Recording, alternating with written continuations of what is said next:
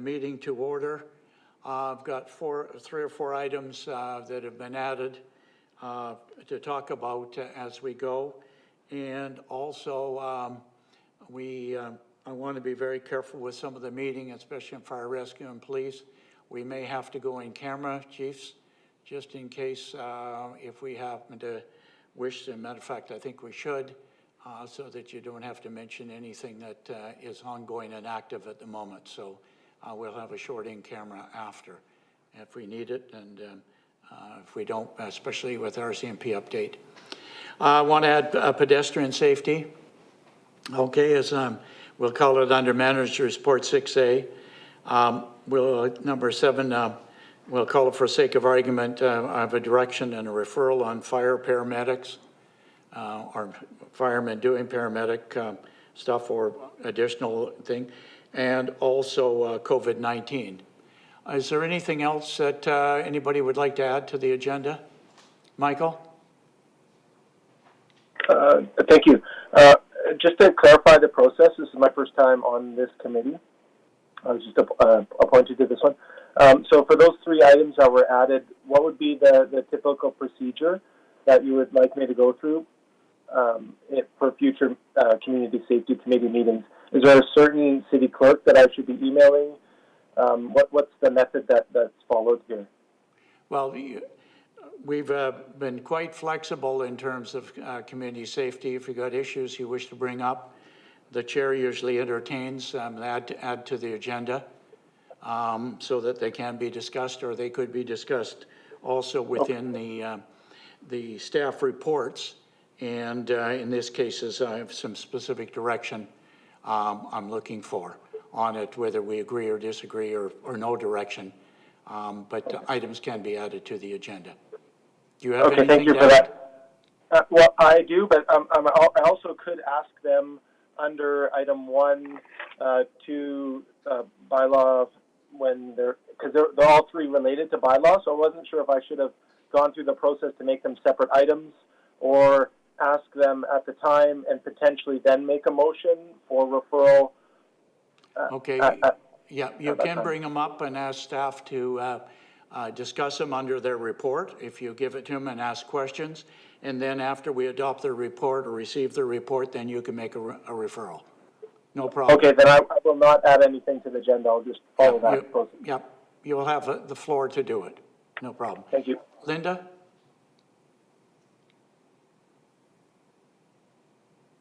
Thank you, Mr. Chair. Can we add the gun shooting, the 2 gun shootings in Richmond?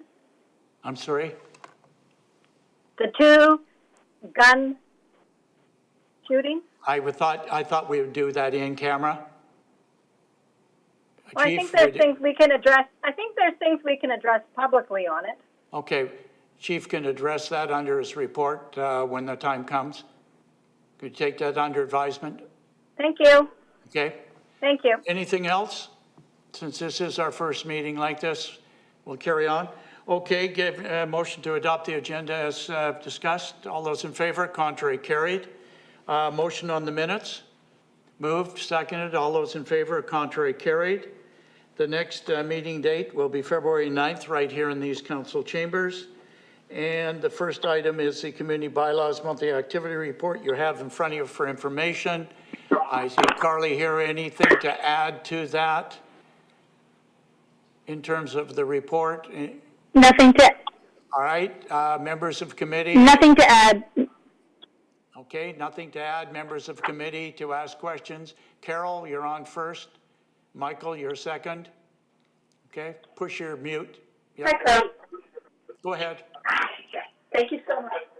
Thank you so much, Carly, for the report. Have you had any more complaints regarding birth tourism in the last little while? Through the chair to Councillor Day, you know what, I'm not sure. I would have to get back to you. I'm not totally up to date on whether we've had a specific complaint on birth tourism.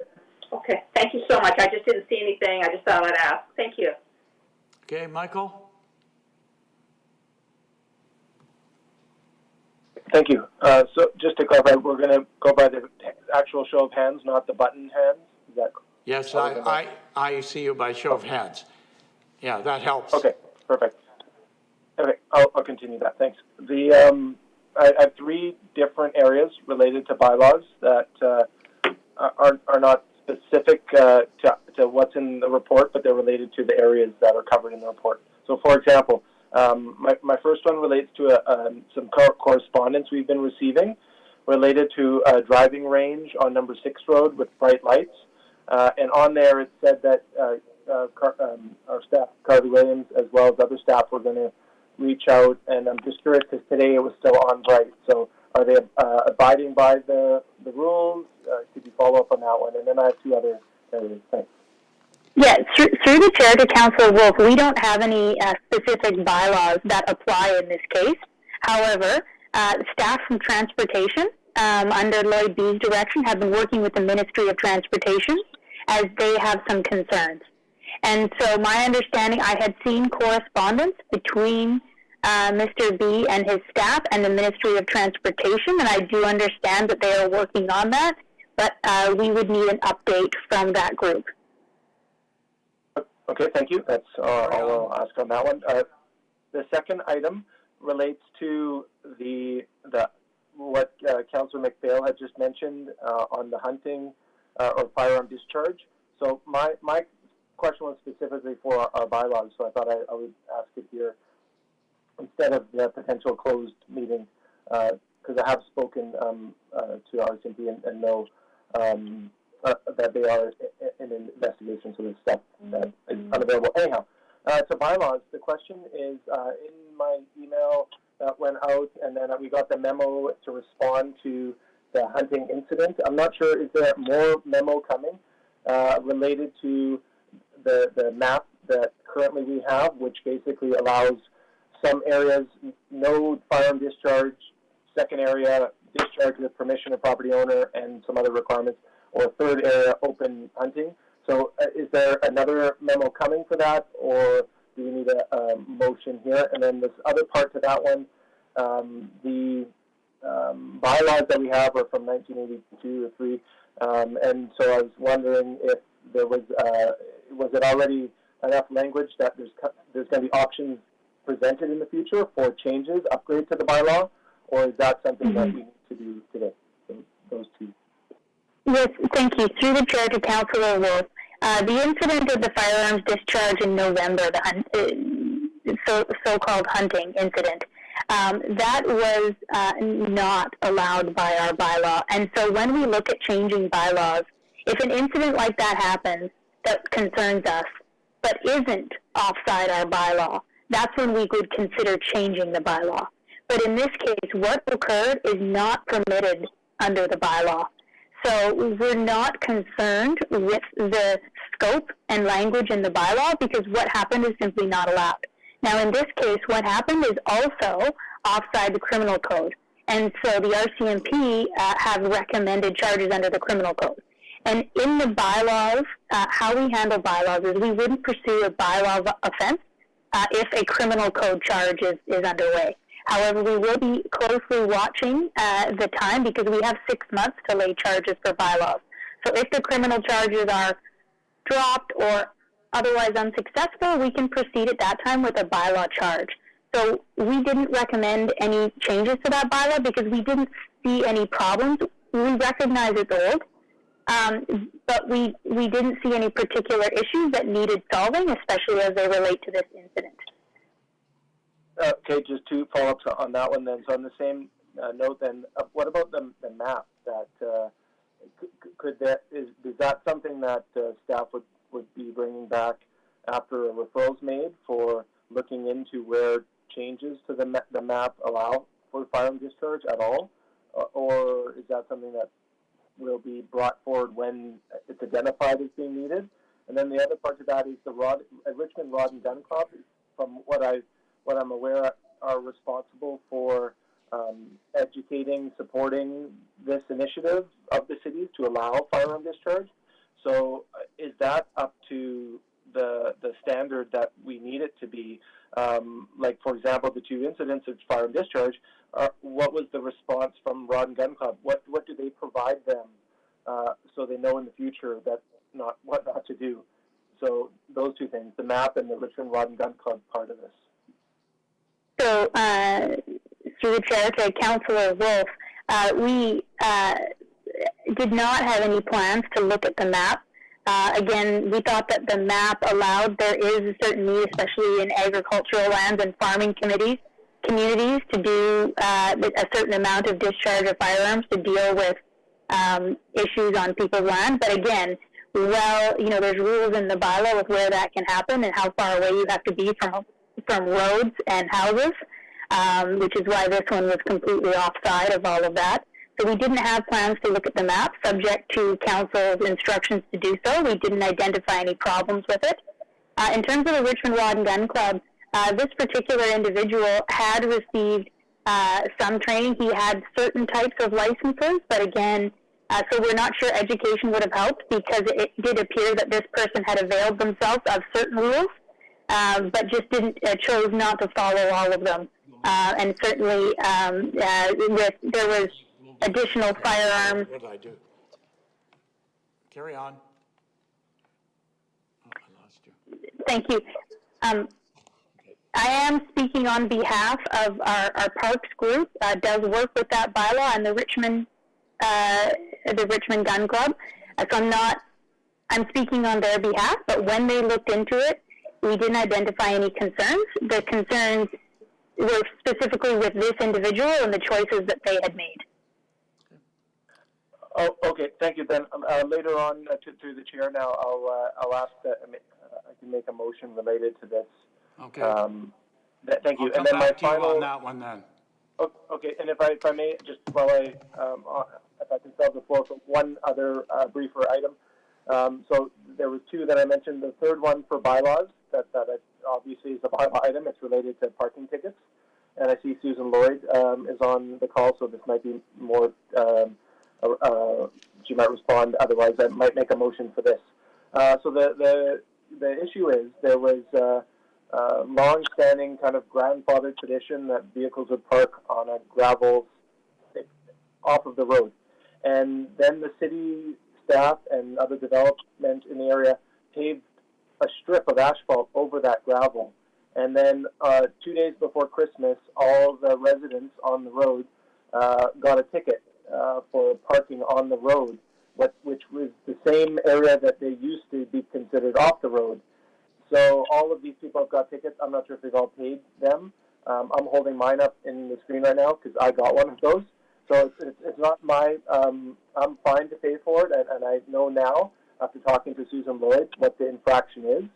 But the fact that it was done in an area where it was kind of grandfathered and no one knew that there was changes, there was not a single sign put up anywhere on the road that there's parking regulation changes. You see those light blue signs everywhere around Richmond when it happens, but it didn't happen on this road. So for people who park right in front of their residence, where they've always parked for 40 years, not me, but someone else, they got a ticket. And to this committee, does that sound to our standard of practice? And I'm not sure if staff want to respond first. In this case, it was Gilly Road in Hamilton. Obviously, I'm familiar with it. Yeah, so this is my first time on the committee, but I think this would be something we would like to have a different order of processes before tickets come. So, thank you.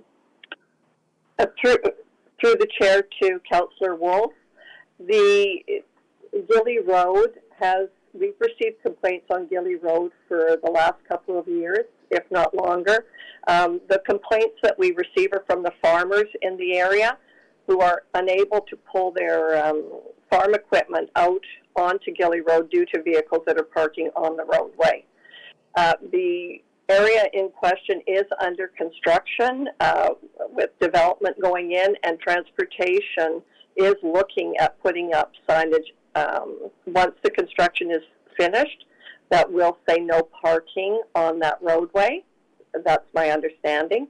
I can't speak to specific ticketing that was done done, but it has been a long-standing complaint that we have received, which the officers only attend upon complaint. So the vehicles were not parking on the shoulder. To park on the shoulder, you must have all four wheels off the roadway and onto the shoulder. There's not enough room for that, so the two tires are on the shoulder and two are on the road. We took into consideration what your letter spoke to in regards to communication, and we have put out a social media blast on both Facebook and Twitter, specifically addressing Gilly Road, to go over the Motor Vehicle Act parking regulations, which are adhered to in the bylaw, in our traffic bylaw. And hopefully that will rectify. Okay. So I'll let other members of the committee contribute to this, and I'll just say I've surveyed the road every day since, and I've only seen tickets on 22nd and 23rd of December, and since then people park where they've always parked. So it sent a really confusing message to the residents, where some got tickets and some didn't, and there's still no signage up, and not everybody has social media. So I'll leave it to the committee if there's any other feedback on what we could do. Thanks. Okay, you're done. Alexa?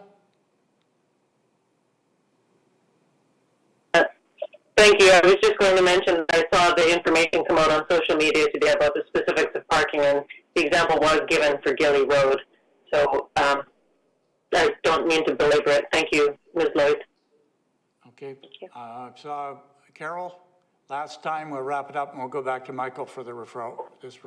Yeah. Where are you? Yeah, I think that it would be logical in a case like that. I mean, going on Facebook and Twitter, no, I never go on Facebook and Twitter. I think if there is a particular area anywhere in Richmond, not just on Gilly Road, where there's a problem arising, I think that the people who are parking in front of their own homes should at the very least get a little letter dropped in the mailbox or a warning on the vehicle itself. It's not logical that you could park for 30 years and not get a ticket and suddenly overnight you get one. So I think that in this case, and in cases like it, a warning would be more fair.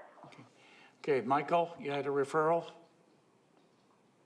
You want to do it this time? I think this is the best time. Okay, then yes. So I guess there's two referrals then. So nothing on the driving range, but on the firearm discharge, the referral would be to revisit our firearm discharge bylaws for potential upgrades or modifications, and editing of the firearm discharge map, which allows for the different areas. So that's one referral. Okay. All right, that's moved. Is it seconded? Okay, discussion. It's a referral. All those in favor? Contrary, carried. It's referred. Second one, Michael? That the process of enforcing bylaw parking ticket or bylaw violations, such as parking tickets, be looked at to provide warnings or signage before fines. Okay. Can that not just be taken under advisement? I'm just trying to... Okay, it's been moved. Seconded? Okay, Carol? All right, that's a referral, so we don't discuss it. All those in favor? Contrary? Carried? All right, we have two referrals. Anything else? Thank you, staff, for committee bylaws. Anything else in bylaws? Okay, item number 2. Fire Rescue Monthly Activity Report. Chief Wilkinson's here. There you are. I've got to look at this new screen here. I get to see all of you at one time. Receive information about it. Yeah. Oh, sorry, I got the bylaws motion to receive for information. Moved. All those in favor? Contrary? Carried. Okay. Sorry, Chief. Got to do procedure. No trouble at all. Thank you, Mr. Chair, and Happy New Year to everyone. I have nothing to add to my report.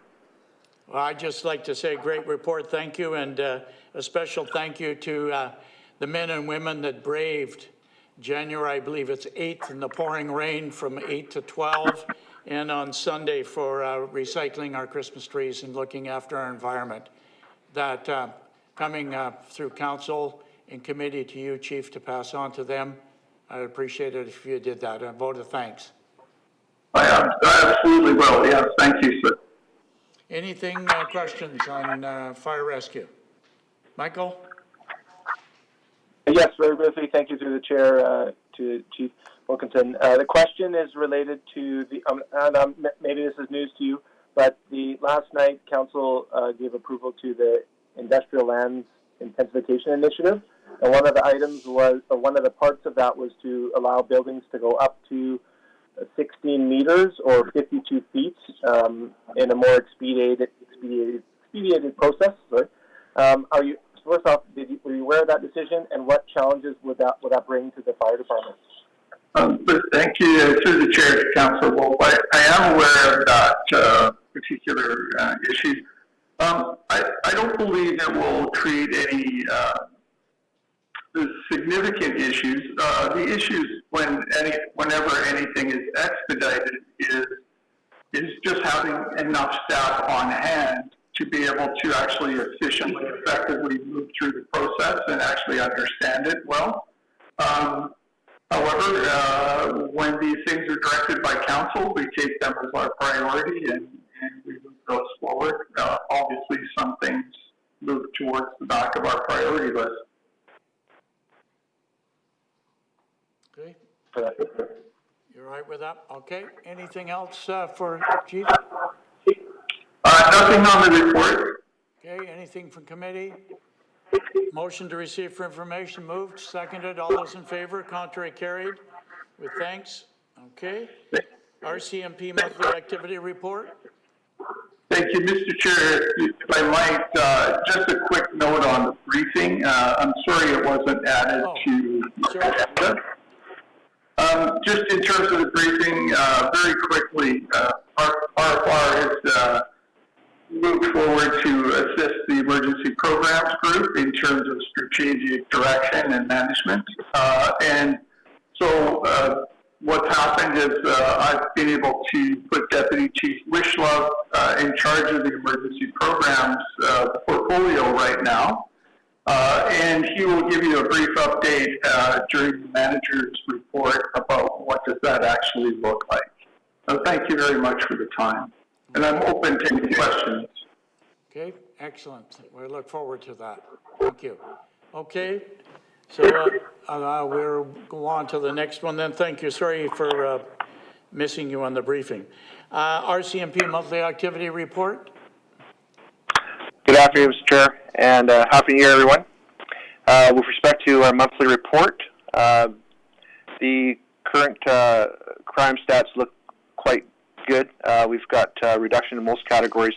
I will bring your attention to a few categories that have caused a little bit of concern to myself, and that's, of course, arsons have gone up. We currently have an arson task force that's working on the arsons in December, and we currently have a few persons of interest that we're currently working on. That's as much as I can really share right now. With respect to the assaults, there was an uptick with assaults. 36% were domestic in nature, and that is similar to the trends and patterns we've been noticing over the course of COVID since last year. And some of the good news is that for our mental health calls for service since the implementation of Fox 80, we've noticed a reduction of 70% calls for service for mental health. I think that's indicative of some of the great work that's been done with respect to our maintenance and just being proactive with respect to our mental health clients, and that has started to see a reduction, especially since the past 2 years. We've seen an increase year over year of mental health calls for service. It's really good to see that reduction. You will notice also that our volunteers, of course, because of COVID, our hours are significantly lower than past years because we've only had an opportunity to have a restart plan in June of this year, and even then, very limited as to what we can permit our volunteers to do, and same with our auxiliaries as well. Very limited on what we can permit them to do So therefore, you'll continue to see that trend to be quite low. COVID-19, we've Christmas Day, we had issued 32 violation tickets for non-compliance to the COVID-19 Related Measures Act, and that was due to 3 specific incidences of gatherings. One was an illegal drinking establishment. Another one was a family's households gathering during Christmas Day, and one was for a noise complaint. Most of the time, we of course take a posture of education, but when there's an obvious disregard for the rules, then that's when we have to issue tickets. And so we've been doing that, responding to those calls for service, and also for YVR. We've also been requested by Transport Canada to provide greater visibility at YVR for especially flights coming in from London. And that's, of course, to impress upon the travelers the seriousness of the COVID-19 and the seriousness of traveling right now. So you'll see increased visibility out at YVR, and those that tabs being picked up by national headquarters in the Rcmp in conjunction with Transport Canada. So that's all I got for you right now. I just have a question of you, if I may. Thank you for the mental health report, obviously. When the card goes out, we have a police officer and obviously a registered nurse.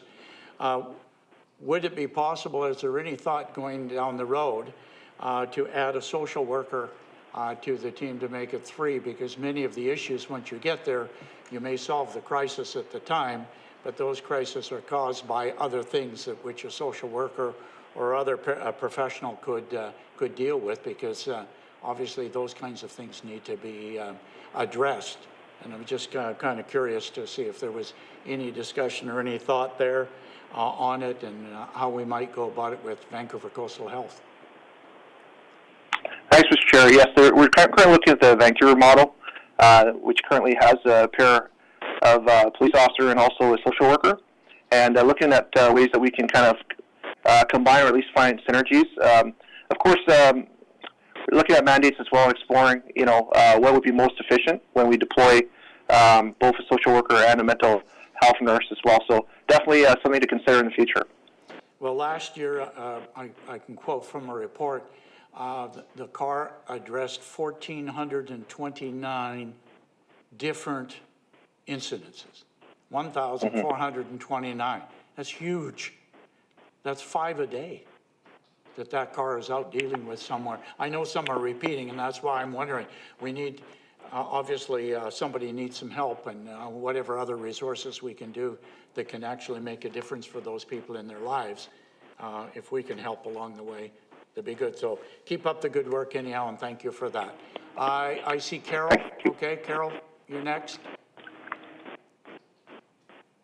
Thank you very much for the report. It's funny you mentioned the mental health. I noticed it was down 16%, and that was due to the Fox 80 car. I'm really pleased to see that. One of the things that the report goes into is that the wait times are 97 minutes for Rcmp to leave the hospital.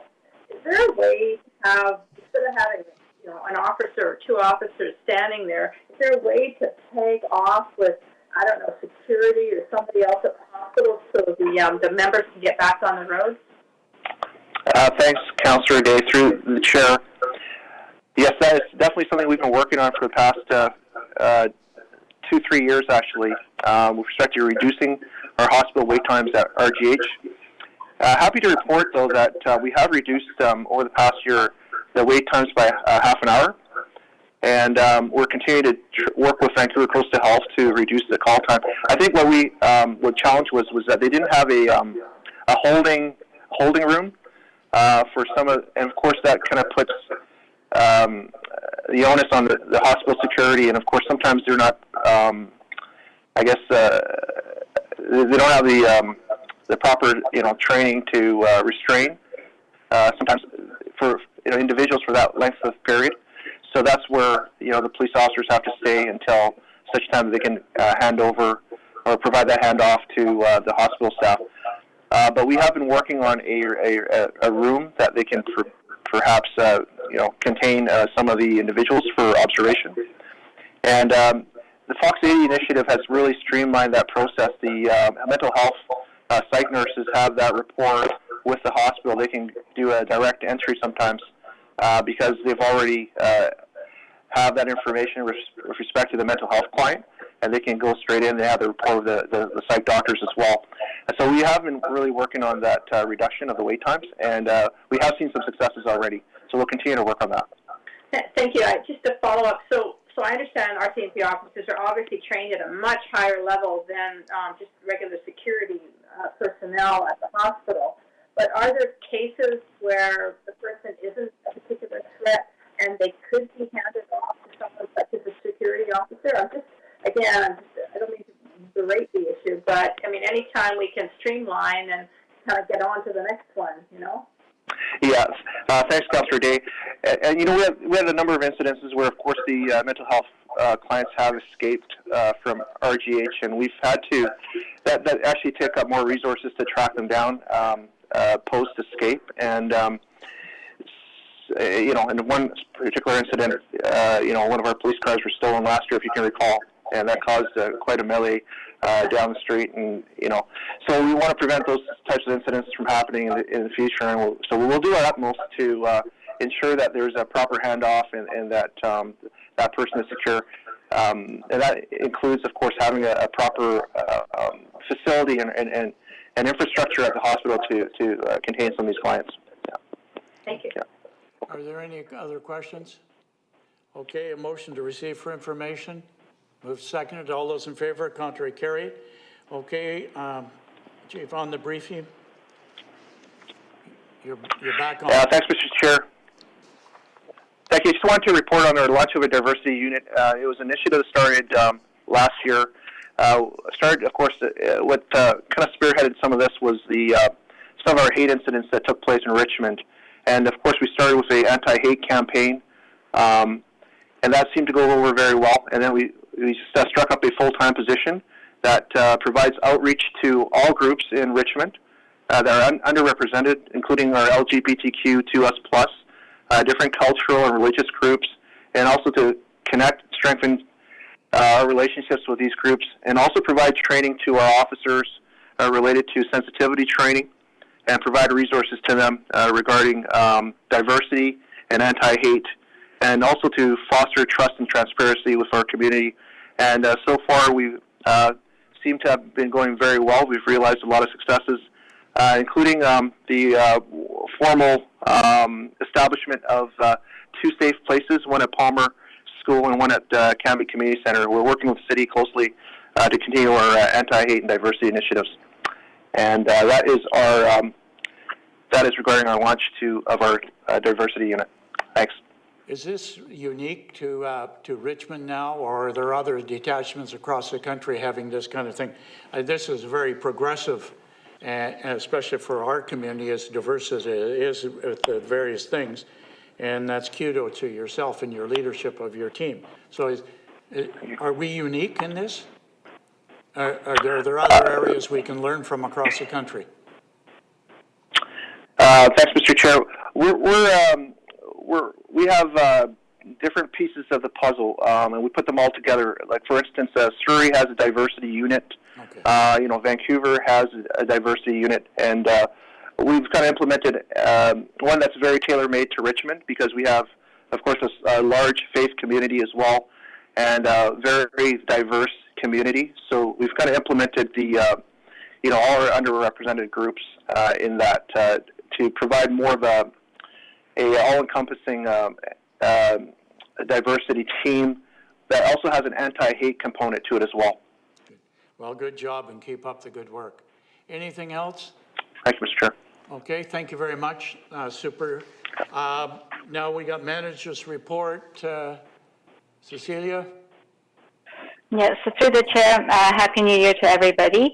We have November's report for this Community Safety Committee. Next month, we will have the year-end report, which we will be able to give you some more information on how our overall budget and so on and enforcement is going.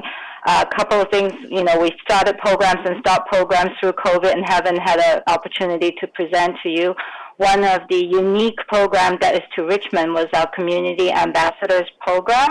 And it really was helpful, at least very much at the beginning, to do the education first and then enforcement afterwards. Some of the key achievements that are not really well known because we cannot correlate negative COVID data to the program. So we can say that having the program prevented or helped prevented the spread of the program, but we truly believe that the community outreach has a very high component to the education side of things.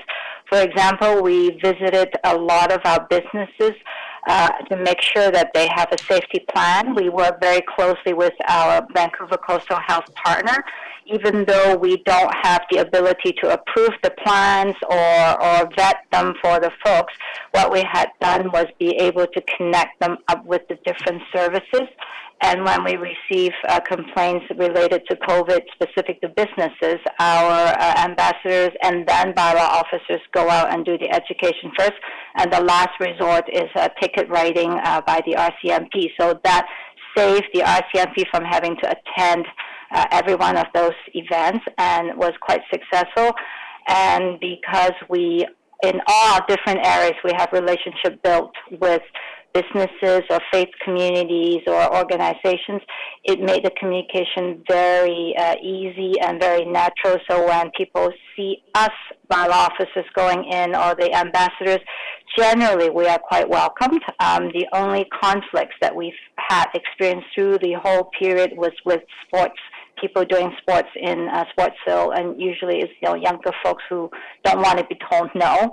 Otherwise, it has been very successful. And I think Deputy Chief Wishloff is going to give you a little briefing on the emergency programs. So we have realigned the reporting structure. Emergency programs report into fire departments in a lot of the communities because of the synergy of they both have education components. Fire department is often the great user of the emergency social services. We now have the new alignment with the Canadian Red Cross, which will be able to give us a lot more capacity when we have larger events. So lots of things that happen over the year, and we have been updating council and committee through memos. And so if there's any questions, happy to answer them. Thank you. Okay, any questions? Okay, seeing none, can we go to Jim Wishlove? Jim, are you ready? Mr. Chair, thank you. I am. Good afternoon and Happy New Year to everybody. Happy New Year. Yes, thanks. As Cecilia and the fire chief mentioned, the good folks that work for the Emergency Programs Department have come under the umbrella at RFR temporarily, and we've offered them our support and some leadership and some assistance with prioritizing their work right now. So to let everybody on the committee know, all the good work that Emergency Programs has done is continuing to proceed, and we're providing an opportunity for them to keep working towards that end. Currently, right now, we're taking a look strategically at all the work that's going on in emergency programs. We're assisting with some of that prioritization in order to meet some timeline deadlines that are coming up with respect to the Red Cross transition. There's lots of project work that our emergency programs folks are doing, and so we're supporting all that with some of our administration, and also just maintaining our continued readiness to respond and react as necessary. So that's my update at this point, and I can answer any questions that you may have. Okay, questions? All right, thanks very much. Greatly appreciated. Keep up the good work, and we're moving along in the right direction. Okay, the next item, anything else on manager, Celia, before I go? See? Okay, the next item I have is pedestrian safety, and I'm going to refer to Linda. Linda McPhail's asked for this on the agenda. Go ahead, Linda. Thank you, Mr. Chair. So I wanted to speak about pedestrian safety, and as committee may know, there were 2 vehicle accidents involving pedestrians near Christmas and New Year's, and there was 1 fatality. And I'm not going to speak to, I'm sure the RCMP is still working on the reports and so any improvements to crosswalks or roads or whatever, that may come later, and that would maybe go to Public Works. I guess my question is, Are there any RCMP campaigns on right now about pedestrian safety? I know, maybe, it usually comes up at committee meetings, but we haven't had committee meetings lately, and perhaps I missed the memo. But, usually there's a campaign when kids go back to school in September, with winter coming and how dark it is, about, watching out for pedestrians, or pedestrians watching out for vehicles. So, so through you, Mr. Chair, to the RCMP, to the OIC. Thank you. Okay, well. Yes, through the chair to Councillor McPhail, thank you for your question. And yes, we have a pedestrian campaign right now. In fact, right after the fatality, we started to roll out a social media campaign, and also, so there's education and awareness. We currently have, working with not just our road safety unit, but also with our volunteers as well. In fact, they're out this week, and they've issued 293 reflectors to our pedestrians, and also provided 13 notices. That was with respect to lockout auto crime, but they've issued 293 reflectors to pedestrians this week on a blitz, and we're continuing to work with our volunteers to increase road safety through pedestrian awareness, pedestrian safety, and again, we're also providing greater visibility with respect to enforcement, road safety enforcement. So we're out there, and also we're working with transportation to see if we can make the road safer, and exploring wherever these crossings were that took place, if we can make those areas safer. So, yeah. Thanks very much. That's really good to hear. And, I'm sure we all see pedestrians crossing mid-road. I mean, I see it all the time at number 2 road. And so I think, whatever we can do to get the word out, it's not just vehicles, it's shared responsibilities that we all have. So thank you. Thanks. That's it. Thank you, Linda.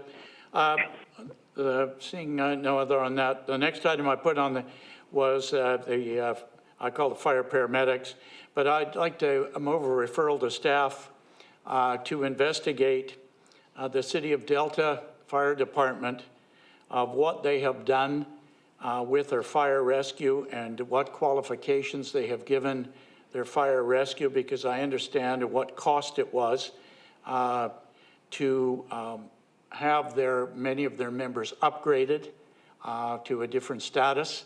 I know we had a report before, but also included that I would like to know what the relationship and the reaction with BC Ambulance was with them. We're not trying to replace anybody, whatever, we're trying to augment it, especially in the area of mental health.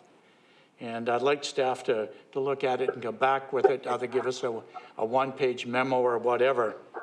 I think it's extremely important that we look at that kind of thing, and especially with when we see all around the province the number of mental health calls that are coming, and I find our fire trucks in many cases are on the scene first.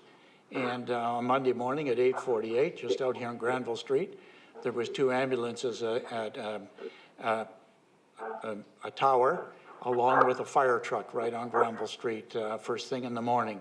And I have no idea what they were looking at, whatever, but Chief, you may know about that, but that's not the point. The point is there. So I'd like to refer that to staff, and I'll take any other information or input other members of the committee would like to add to that. Carol? To the chair. It's funny, I have a memo I was going to send earlier today on this exact issue, but I decided to get some more information.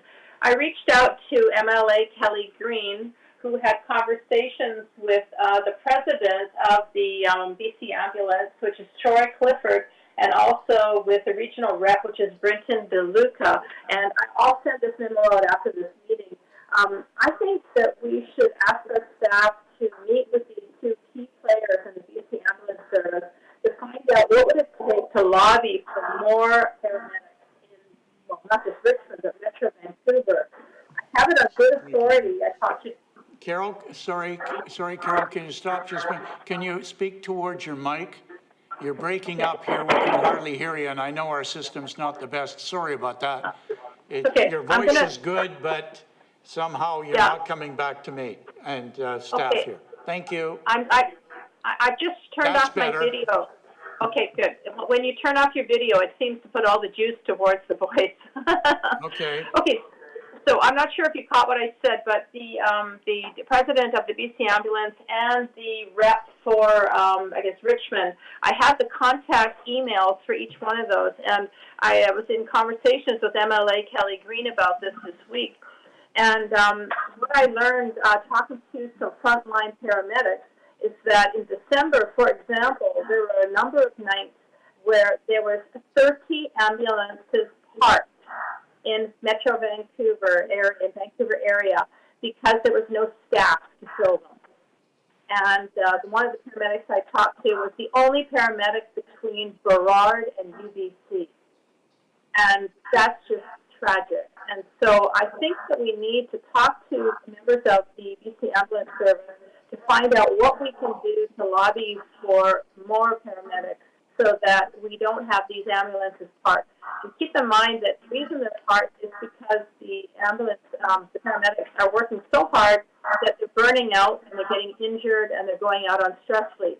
So there's a real shortage. The other thing I wanted to mention, and maybe the fire chief can help me on this, I recently, last summer, had to transport my father from a care facility to the hospital, and I used a private service called, a hospital transfer, FN Transport. And I wonder if we couldn't have, basically it was a caravan that they put the gurney into, and they transported my dad, and then they brought him back. Isn't that a simple service that we could offer that would take the pressure off the paramedics? And this would only be patients that were 100% stable and have any, they've already been checked over by the paramedics, but rather than sending to the paramedics to the hospital where they could be standing for an hour or more to be relieved of their duties so they can go on to the next patient.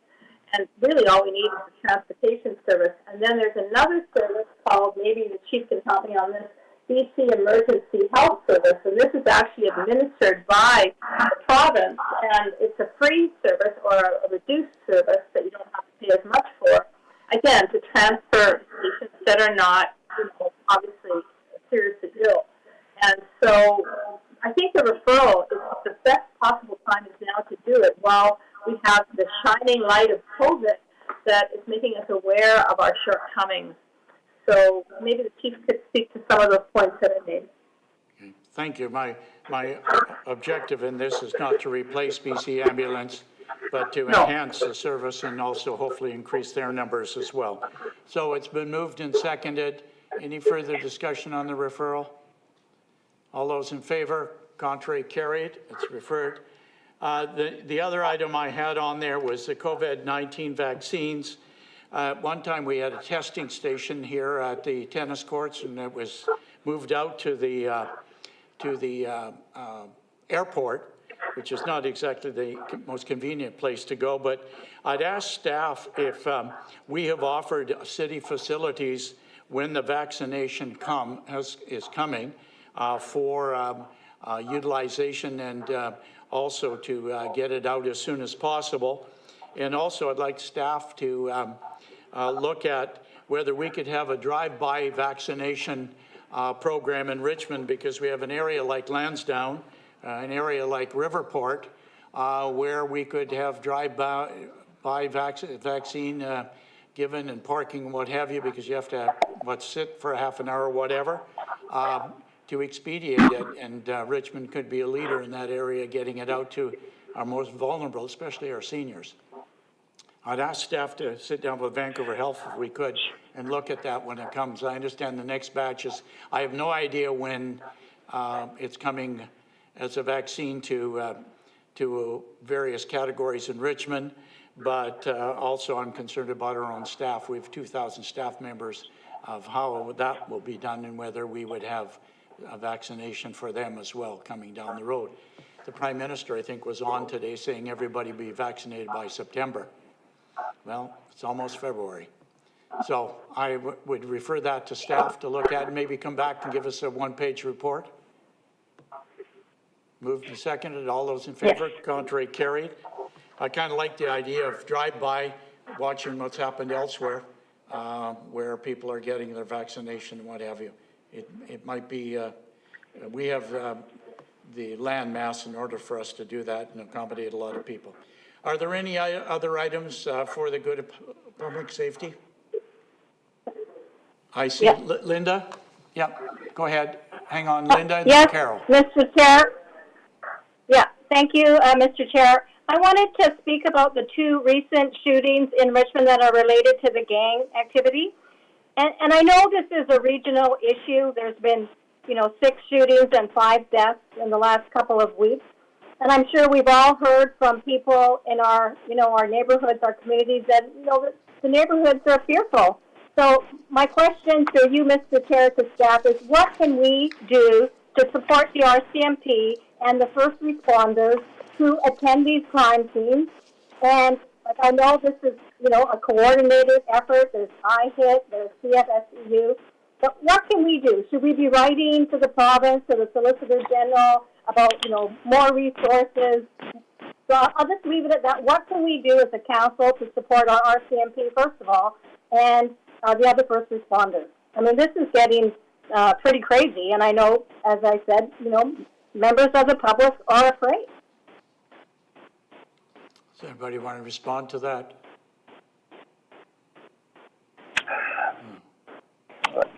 Well, Mr. Chair, I can respond to that. Just with respect to the recent gang activity, yes, there are gangsters, and there is a gang war right now. In fact, it's probably more than just 2-sided. It's more like 3-sided gang war, and they're going after each other. Where we can kind of provide some more safety for our community is what we're doing. I think we're doing a pretty good job with respect to, of course, getting in front of our youth in our schools. And, of course, part of that is our DARE training, which we provide that no other municipalities provide, which is the drug awareness training at grade 5s for all our kids in Richmond. We can continue to work with End Gang Life to provide more education and awareness to our youngsters that choose to, or maybe making a decision to get into this kind of lifestyle. I will say that a lot of them are youngsters that are actually getting involved with this kind of life. And the attraction of, easy money and maybe some glamour. But, of course, that they don't realize the price that they will pay once they get into this lifestyle. And I think so that's important for us to kind of, for that to hit home with respect to our parents and our community. In addition to that is, we've done a number of initiatives already in Richmond since the very first homicide, which is that we've already increased our gang suppression patrols. It is a regional problem, and many of our municipalities have their own gang suppression teams, and that's been a concept that we've been adopted for the last couple of years. Is that proactive policing and suppression, and you'll find out with respect to some of our roadblocks as well, to let these gangsters know, to really send that message out to them that we're out here. That if chances are, if you're out at 2 a.m. driving around Richmond, you're going to come across a roadblock somewhere, and there's going to be some interdiction going on there. And also the chances of you're driving around at 2 a.m. in Richmond, you're probably going to get checked by a police officer. So some of that is messaging because it goes out to social media. Some of these gangsters are taunting each other on social media, and it spills out onto the street. And I think we're working with that to not just collect intelligence, but also to get the messaging out that you're not welcome here in the city. And for those that actually live here, we're not only paying attention, but we're also going to be using our intelligence-led special gang patrols that are going to also provide more attention to some of these people that live in our community. And that goes also with respect to our curfew checks. We're ensuring that they're accountable. In fact, some of them are wanting to move out of the city because they're checked so often by our officers. And we're also working in collaboration with our police partners at CFSU. They can't be expected to do everything because they're also limited on resources. They're a provincial unit that also provides service to Fraser Valley, is also to Surrey and to Vancouver. So we're going to step up to assist them and to work in coordination with our partners over at CFSU and also other gang enforcement units in the Lower Mainland. So. Okay. All right. Carol? Very much. That's exactly what I was going to ask. Thank you, Councillor McPhail. To our officer in charge, to Will, I think that the public could really do well by knowing, in particular, your background. You came from this before you came to Richmond, and you have a lot of expertise in this area. And I wonder if just kind of educating the public about the basically the expertise that we have on board. Like, we're not depending on IHIT to do this for us. I mean, yeah, they're obviously a huge part of it, but we're not incapable of ourselves, are we? Thanks, Councillor Davis, through the chair. Yes, we're definitely, we have a lot of subject matter experts that are actually working out of our detachment now. And we're just slowly building our teams to provide them that capability that some bigger municipalities have, like Vancouver or Surrey. You know, they really have very robust teams because they have a huge gang element to their cities. You know, we do have that element here, and we're trying to build our program as well so that we can be equally prepared for this type of these types of organized criminals that choose to live here and to provide them with the non-welcoming reception to them. Yeah. Okay. Thank you. Anybody else? Yeah. Questions? Okay. Obviously, we've got a response. We don't need an in-camera. Anything else for the good of community safety? Motion to adjourn? Nobody wants to adjourn. Moved, seconded. All those in favor, contrary, carried. Thank you very much. Keep up